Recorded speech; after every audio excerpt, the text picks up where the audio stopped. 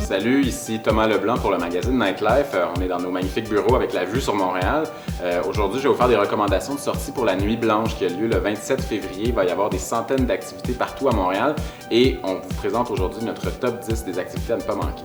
Je vous suggère de commencer la soirée à l'Hôtel W dans le Vieux-Montréal où il y a un événement qui s'appelle Art et Design, donc un événement de design et de photographie avec une thématique mode, donc l'endroit parfait pour découvrir de la photo de mode et designers de Montréal. Il va y avoir beaucoup de créateurs sur place. Si vous êtes plutôt du type athlétique, je vous suggère d'assister à des cours de yoga chez Zazen Spa Athlétique. Il y aura 4 sessions pendant la Nuit Blanche et il y aura un DJ sur place, donc ça risque d'être assez intéressant.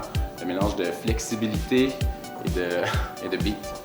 Toujours dans le Vieux-Montréal, à la galerie Pangé, il y a une expo de la photographe Valérie Jodoin-Keaton. L'expo s'appelle Backstage, puis c'est des photos de musiciens de partout dans le monde. Il y a Paul McCartney, Rufus Wainwright. C'est vraiment un rendez-vous et il y aura des performances acoustiques toute la soirée de la Nuit Blanche. On se dirige maintenant vers le centre-ville. À l'Arena Montcalm, il va y avoir un spectacle de patinage artistique nouveau genre qui s'appelle « Ceci n'est pas un patin ». Dans le fond, les artistes revisitent le genre du spectacle sur glace de façon un peu ironique. Et après le spectacle, ça va être possible pour les spectateurs de descendre sur la glace de l'Arena Montcalm et de patiner, de faire le party pendant toute la nuit. Si vous vous sentez trash pour le 27 février, je vous recommande d'aller au Café Cléopâtre où le festival Spasme, qui est un festival de cinéma de genre, tient un best-of de son édition 2009. Donc il va y avoir plein de courts-métrages d'horreur, trash, de cinéma de genre. Ça va être vraiment très drôle et tous leurs événements au Café Cléopâtre sont complètement fous, donc c'est vraiment à ne pas manquer. Un must lors de la Nuit Blanche, c'est d'aller vous balader dans l'édifice du Belgo sur la rue Sainte-Catherine.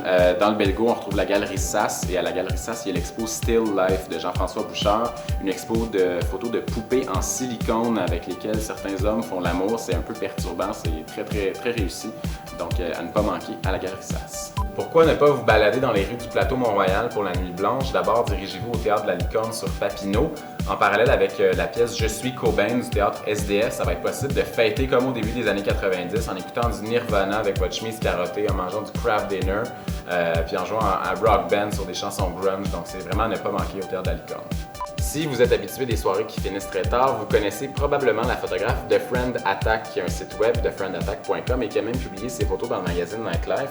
Elle fait une expo pour la Nuit Blanche à la galerie Control Lab, donc ça va être l'occasion de voir ses photos en grand format. C'est des photos de gens qui dansent, qui font la fête, de très belles photos, et l'occasion justement de revivre peut-être certaines belles soirées des dernières années.